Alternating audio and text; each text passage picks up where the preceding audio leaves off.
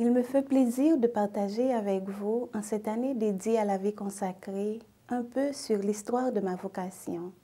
Toute jeune, j'ai entendu l'appel du Christ à être consacrée, mais je me disais que je ne me voyais pas la tête dans une communauté religieuse, être enfermée. Je disais que la vie consacrée n'est pas faite pour moi, parce que moi, j'aime être avec les gens, être au service des gens pour répondre à toute heure. En grandissant, les gens me disaient « Mais Eugénia, on te voyait dans une communauté, pourquoi tu n'entres pas dans une communauté religieuse? Tu peux être sœur. » Mais moi, je voyais qu'ils plaisantaient parce que je me dis que la vie consacrée, c'est pas être, ressembler à quelqu'un qui la vive, mais c'est le fait d'entendre un appel et de donner une réponse. J'ai hésité longtemps. Je continue mes études classiques, puis mes études universitaires, me préparant pour répondre aux besoins des plus démunis. Et là, j'ai étudié les sciences juridiques en vue d'aider les personnes les plus vulnérables en matière de justice.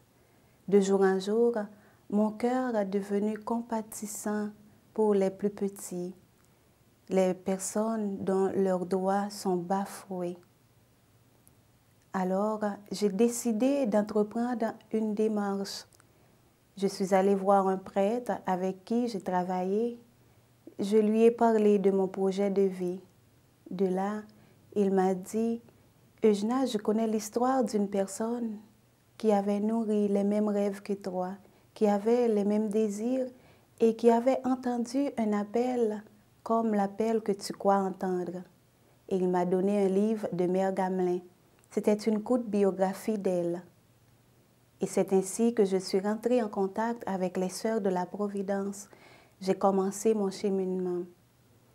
Une fois rentrée dans la communauté, mes amis, mes collègues, ils me disaient « Eugénia, c'est fou, est-ce que tu es folle? Pourquoi entrer dans une communauté religieuse?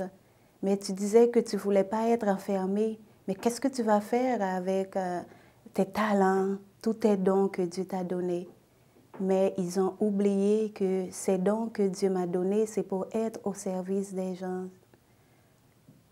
Alors, je continue mon cheminement. Je suis rentrée dans la communauté. Les jours ne sont pas faciles à porter. Il y a des moments très ténébreux, surtout dans un monde comme celui-ci. Mais celui qui appelle, il montre comment faire et il me dit quel chemin prendre. Et de là, j'ai prié.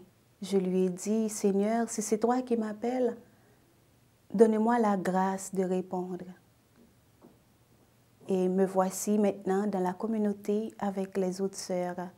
Je me suis adaptée non seulement à ma nouvelle vie, mais je suis heureuse. Je ne voulais pas être enfermée, je voulais être au service des gens et je le suis. Alors je travaille maintenant comme intervenante de rue avec les itinérants. Je visite aussi les femmes en détention, les sœurs aînées et puis les personnes à domicile. Alors, la vie consacrée est sacrée et les personnes qui la vivent sont des privilégiés. Et ce privilège, Dieu le donne à toute personne qui sont attentives à la voix de l'Esprit Saint. Et il continue à appeler encore. Il suffit d'être attentif.